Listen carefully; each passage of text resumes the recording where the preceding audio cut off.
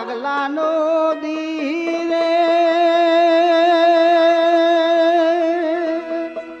ওরে তিস্তা নদী চোখের জল মোর সার করিলু ভাঙিলু ঘর বাহারি ওরে চোখের জল মোর সার করিলু ভাঙিয়া ঘর বাহারি ও পাগলা নদী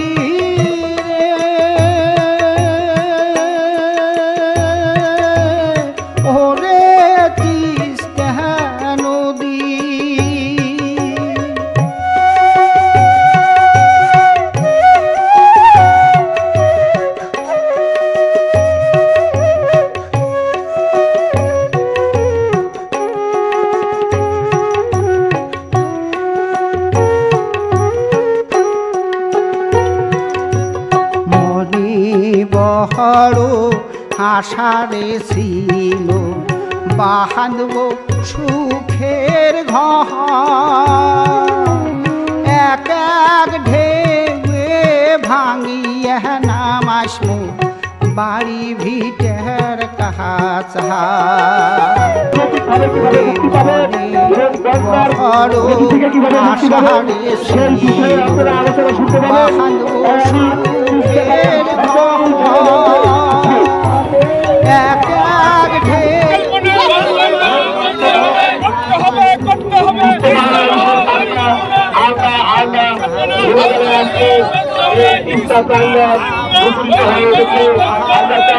বর্তমান সরকার সঙ্গতভাবে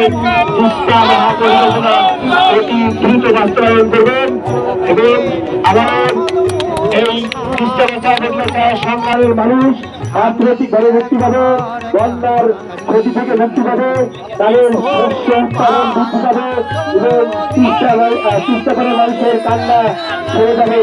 তাই আমি তিস্তাপাড়ার সকল অধিবাসীকে আমাদের মঞ্চের সামনে এসে আসন গ্রহণ করার জন্য আহ্বান জানাচ্ছি এবং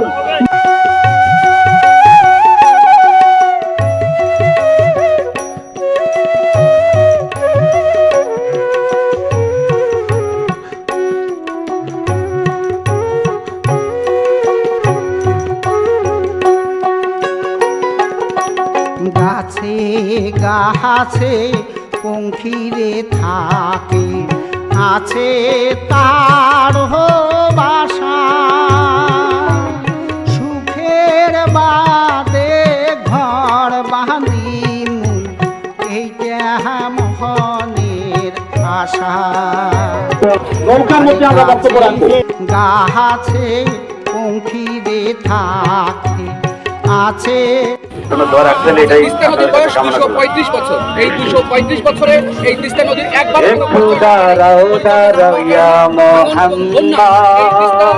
সংলগ্ন যে কয়েকটি জেলা আছে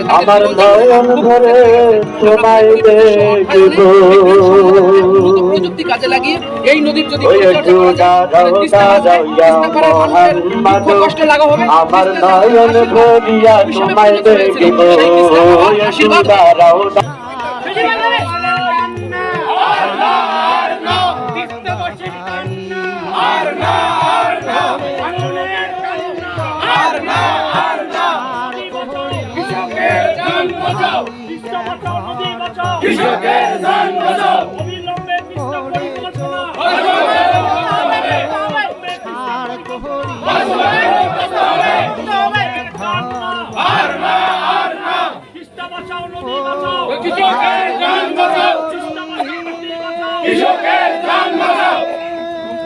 এই বাজেটে বরাদ্দ দিতে হবে, এই বাজেটে বরাদ্দ দিতে হবে, পরিকল্পনার বরাদ্দ দিতে হবে, বরাদ্দ দিতে হবে,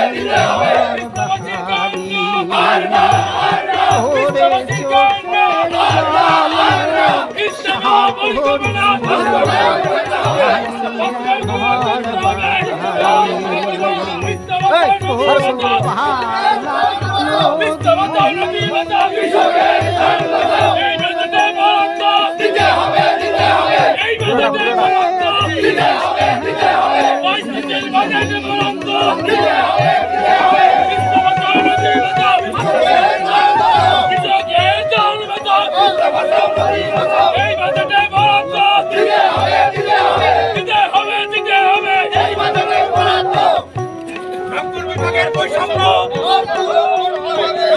বিভাগের দারিদ্র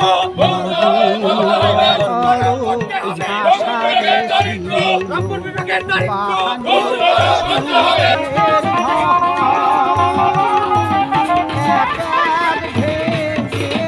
নেতা সেই অঞ্চলে তার ছবি দিয়ে শোক সভা করবেন তিস্তা তারপর নদী বাঁচাও আন্দোলনের ব্যানারে আমরা যাবো সেখানে। হ্যাঁ, শোক সভা করবেন।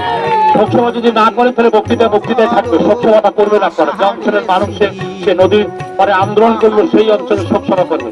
আর একটা হুঁশিয়ারি দিতে চাই, সামনে এই অঞ্চলের যারা এমপি আছেন, জনপ্রতিনিধি আছেন, তারা যদি তিস্তার পক্ষে কথা না বলে আমরা নেতার বাড়ি বাড়ি যাব না। নেতা আমাদের কাছে আসবে, নেতা আমাদের কাছে আসতে হবে। কোন সে নেতা? সেই নেতার বাড়ি বাড়ি গেছি আমরা, অনেক নেতার বাড়ি বাড়ি। তারা কাছে না, এই মুহূর্তে যাওয়া যাবে না। তাহলে আমরা মনে করি যদি কোন নেতা না আসে, আগামী নির্বাচনে তাদের ভোট আমরা বর্জন করব, তাকে আমরা ভোট দেব না।